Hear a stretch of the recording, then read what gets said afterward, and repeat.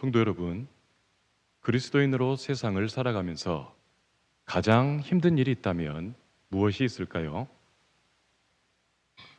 물론 많은 일들이 있겠지만 그 중에서도 남을 용서하는 일이 아닐까 저는 생각해 봅니다. 어떤 분들은 그리스도인이라면 원수를 사랑하는 일이 가장 어려운 일이 아니겠느냐라고 말씀을 하십니다만 따지고 보면 이 원수 사랑도 원전은 용서가 전제되는 법이죠. 용서라는 것은 남이 저지른 잘못이나 죄에 대해 처벌하거나 판단하지 않고 너그럽게 받아들이는 것을 말합니다. 그런데 이게 어디 말처럼 쉬운 일입니까? 남에게 피해를 입게 되면 내 마음에 큰 상처가 생기고 더 나아가 보상 심리가 작용하기 때문에 남을 진정으로 온전하게 용서하는 일은 결코 쉬운 일이 아니죠. 오늘 본문 앞절에서 베드로는 이 어려운 용서에 대해 이렇게 예수님께 여쭤봅니다. 주여, 형제가 내게 죄를 범하면 몇 번이나 용서해야 합니까? 7번 정도 용서해야 하는 것입니까? 베드로도 평소에 예수님을 따르는 자들 중에서 적잖은 마찰과 갈등도 좀 있었을 것이라고 보여집니다. 그의 성품은 비교적 순박했지만 감정적이고 다혈질적인 면모도 충분히 있었기 때문이죠. 평소 베드로 같았으면 마음에 들지 않는 상대에게 멱살도 좀 잡아보고 화도 좀 내보고 윽박도 지를 만한데 예수님의 제자라는 타이틀 때문에 참고 또 참았을 것입니다. 그런 베드로였기에 이 용서 문제에 관해선 남들보다 더 관심이 있었을 것이고 더 궁금할 수밖에 없었겠죠.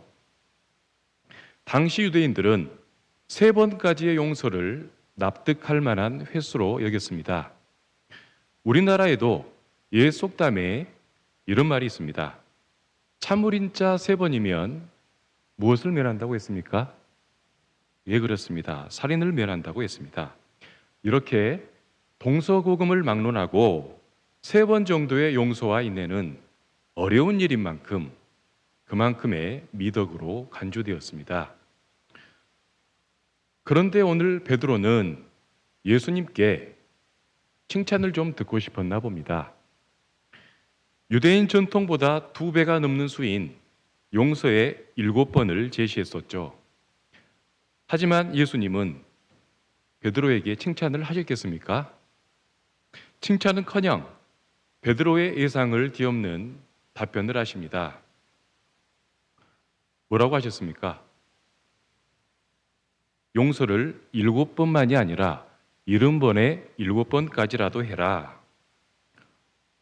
베드로는 마치 혹부리 영감처럼 혹을 때려다가 오히려 혹을 더 붙이는 상황이 되어버렸죠.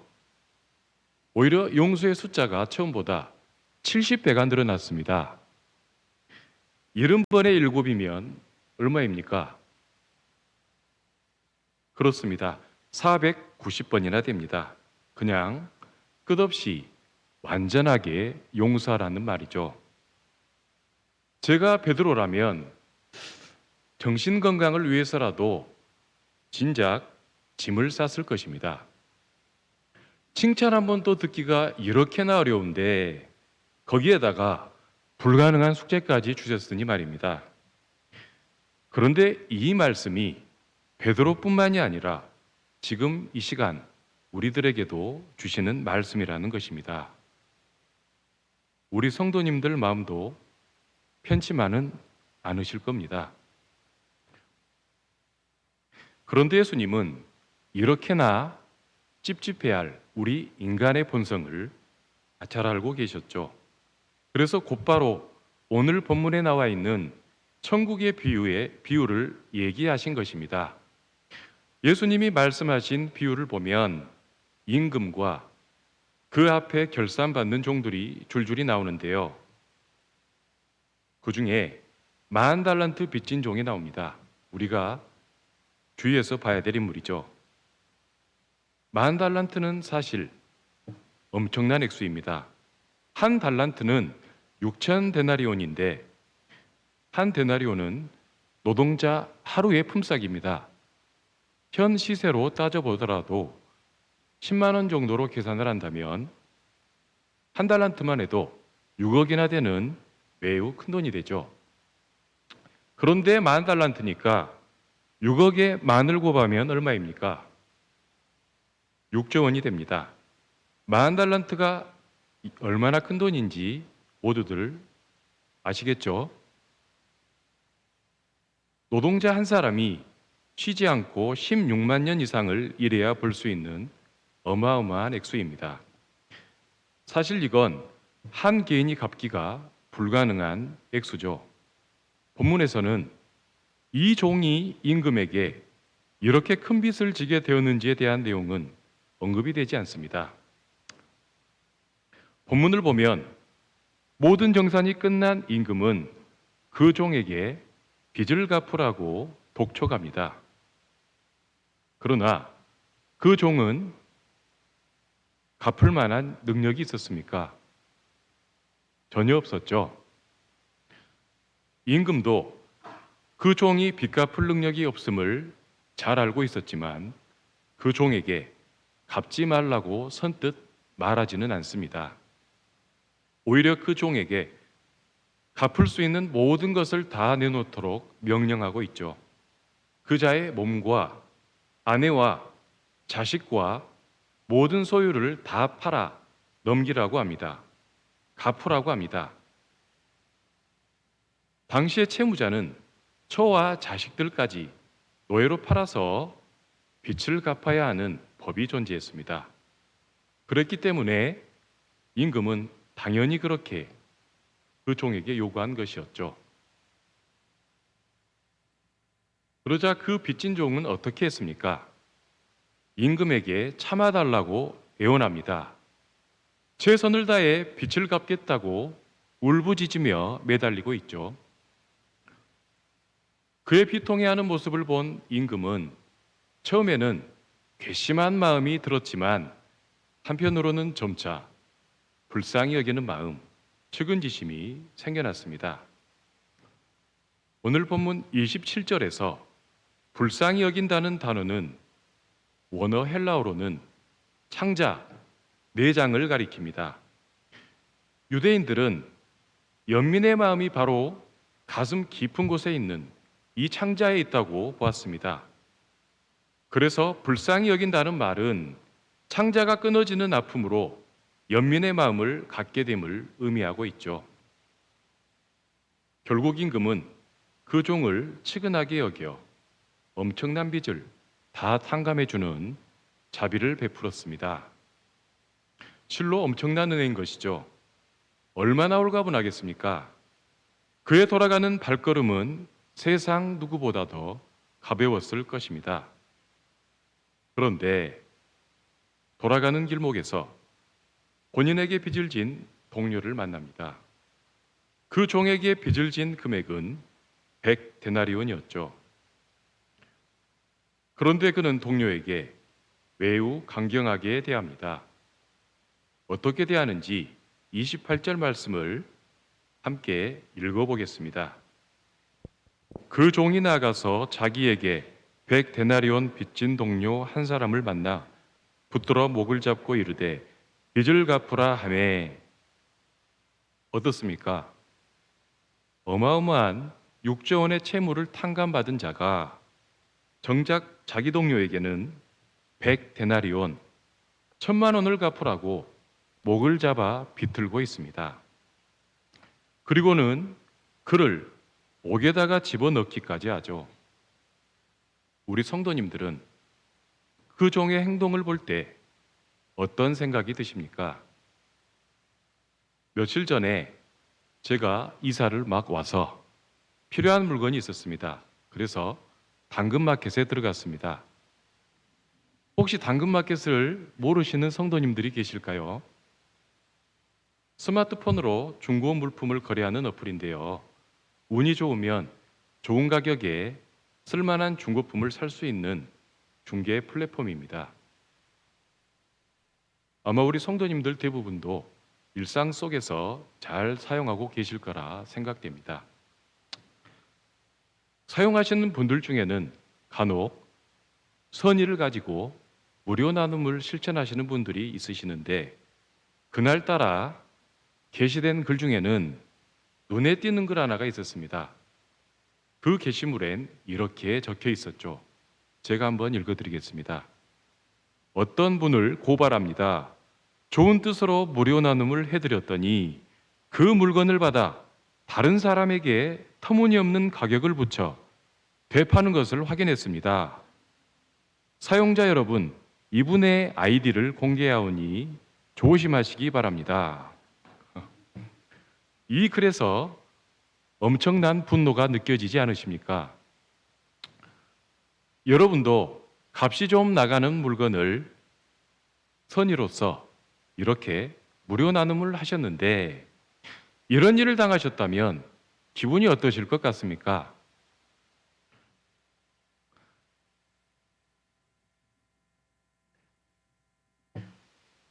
기분이 어떠실 것 같아요? 기분이 굉장히 안 좋겠죠? 거래가 끝났으니 그 일에 대해선 전혀 신경 쓰지 않으실 것 같나요? 아마도 대부분의 사람들은 매우 괘씸한 감정을 느낄 것입니다. 그분도 오죽 화가 났으면 판매 게시판에 조심하라는 경고의 글까지 적어 놓으셨을까요? 선행을 베풀게 되면 어떤 누구라도 상대방에게는 어느 정도의 선의적인 기대를 갖게 됩니다. 이러한 기대는 먼저는 자신의 선행이 상대방에게 진정한 도움이 되길 바라는 것입니다. 그리고 상대방에게 감사 표현을 받는 것일 수도 있고요. 여기서 조금 더 나아간다면 내가 베푼 선행이 그 사람으로부터 다른 이에게까지 또 이어지길 바라기도 하죠. 그리스도인이라면 세상 사람들에게 하나님의 이름을 높이게 되는 원리이자 심리가 되는 것입니다. 누가복음에서는 예수님께서 10명의 나병 환자들을 치유하신 이야기가 나옵니다. 그들을 불쌍히 여기셨던 예수님께서는 10명의 나병 환자들을 모두 다 치유하셨죠. 그런데 10명의 나병 환자 중 사마리아인 한 명만이 예수님께 나와 감사한 마음을 전합니다. 그러자 예수님은 그 사람에게 뭐라고 말씀하셨나요? 10사람이 다 깨끗함을 받지 아니하였느냐? 그 9은 어디 있느냐? 이렇게 선의를 베푸셨던 예수님께서도 이렇게 그들의 행동을 계속해서 주시하시며 끝내는 안타까워하셨습니다. 그리고 이렇게 말씀하셨죠. 이 이방인 외에는 하나님께 영광을 돌리러 돌아온 자가 없느냐? 그렇습니다. 오늘 본문의 종을 탕감해줬던 임금도 큰 은혜를 베풀어 준 만큼 종에게 선의적인 기대치가 분명히 있었을 것입니다. 그런데 어땠습니까? 그 임금은 오히려 그 종의 동료들에게 아주 분노한 소식을 듣게 되었죠. 빚진 동료를 무자비하게 대하는 그 종의 모습을 지켜본 사람들은 임금에게 찾아가 그 사실을 고합니다. 그러자 임금이 어떻게 반응을 했는지 32절에서 34절 말씀을 함께 읽어보겠습니다. 이에 주인이 그를 불러다가 말하되 악한 종아, 내가 빌기에 내가 내 빚을 전부 탕감하여 주었거늘 내가 너를 불쌍히 여김과 같이 너도 내 동료를 불쌍히 여김이 마땅하지 아니하냐 하고 주인이 노하여 그 빚을 다 갚도록 그를 옥졸들에게 넘기니라. 아멘. 여기서 옥졸이라는 단어는 헬라어 원문의 뜻이 고문하는 자입니다. 그러므로 악한 종은 결국 자신의 무자비한 행실로 인해 험한 고문을 당하면서 결국은 고통을 받는 신세가 되어버리고 만 것이죠. 여기서 우리가 한 가지 알아야 될 사실이 있습니다. 결과적으로 볼 때 악한 종은 그 동료에게 악하게 행한 대로 자신도 결국 같은 처지가 되었다는 것입니다. 23절 본문 첫 절에서 예수님은 이 비유는 천국의 비유라고 말씀하신 것을 기억하시나요? 여기서 임금은 심판관이신 하나님을 상징합니다.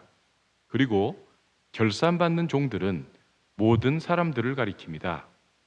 그리고 그 중에 10,000달란트 빚진 사람이 나오는데 이 10,000달란트 빚진 종은 하나님 앞에서 무거운 죄를 지은 우리 모든 인간들을 거듭 상징하고 있습니다. 이 시간 특히나 우리가 깨달아야 할 점은 그 종의 진 빚이 예수님께서 직접 10,000달란트 6조 원이라고 비유하셨다는 것입니다. 우리가 일평생 지었던 죄가 이만큼이나 무겁다는 것이죠. 옛말에 사람은 하루에 3번 죽을 죄를 짓는다라는 말이 있습니다. 누굴 무시하고 미워하는 죄, 사람을 판단하고 정죄하는 죄, 거짓을 전한 죄, 교만한 죄, 부모를 경시하고 효도를 멀리한 죄, 서로 사랑하지 아니한 죄, 감사하지 않은 죄, 게으른 죄, 음란한 죄, 하나님을 경외하지 아니한 죄, 우상을 숭배한 죄, 선을 행할 줄 알고도 행치 아니한 죄, 남의 것을 탐낸 죄, 대접하기보다는 대접받기만을 바란 죄 등 이렇게나 셀 수 없는 죄를 우리는 늘 짓고 살아가고 있습니다. 그 죄가 산처럼 쌓이고 바다처럼 깊고 하늘만큼 높아졌으니 어찌 이 많은 죄의 빚을 우리가 다 갚을 수 있겠습니까? 그래서 사도 바울은 고백하기를 나는 죄인 중에 괴순이라 라고 하였습니다. 그러니 우리 모두는 예의 없이 10,000달란트의 빚을 지은 악한 종의 모습인 것이죠. 민수기 32장 23절 말씀에 너희의 죄가 반드시 너희를 찾아낼 줄 알라라고 하신 말씀처럼 갚지 아니한 죄빚이 있으면 그 죄는 반드시 그 사람을 찾아내어 죄값을 당당하게 요구할 것입니다. 그것이 하나님의 정의니까 공의가 되니까요. 그런데 우리 수많은 모든 죄가 일일이 갚아져야 한다면 누가 감히 그 빚을 다 갚고 하나님 앞에 목숨을 부지할 수 있겠습니까? 하나님은 죄인인 인간들이 스스로 그 많은 죄를 청산할 수 없음을 알고 계셨습니다. 그들을 불쌍히 여기사 그 아들 예수 그리스도를 이 세상에 우리를 위해 이 땅 위에 보내주셨던 것이죠. 예수 그리스도를 믿는 자마다 모든 죄를 다 씻게 하시고 갚아주시고 모든 죄를 다 탕감받게 해주신 것입니다. 아버지의 심정으로 죄인인 우리를 아들처럼 불쌍히 여겨주신 것입니다. 우리를 향하신 하나님의 그 긍휼하심이 그 원천적인 이유일 뿐이지 우리의 자신의 어떠한 선행이나 수고도 우리 죄를 탕감받는데 전혀 공헌한 바가 없습니다. 오직 예수 그리스도를 믿기만 하면 하나님께서 값없이 우리 죄를 사하여 주신다는 것입니다. 모든 죄에서 우리를 깨끗게 하십니다. 이는 갚을 길 없는 엄청난 은혜인 것이죠. 그러므로 당연히 용서받은 그 은혜를 우리는 늘 기억해야 합니다. 우리에게 누군가 범한 죄와 허물까지도 온전히 다 용서해 주어야 마땅하다는 것입니다. 우리가 하나님께 불쌍히 여김을 받았기에 우리도 우리에게 죄를 범한 자를 불쌍히 여겨야 한다는 것이죠. 그래서 주님은 성경 여러 곳에서 동일한 가르침을 반복해서 우리에게 말씀하고 계십니다.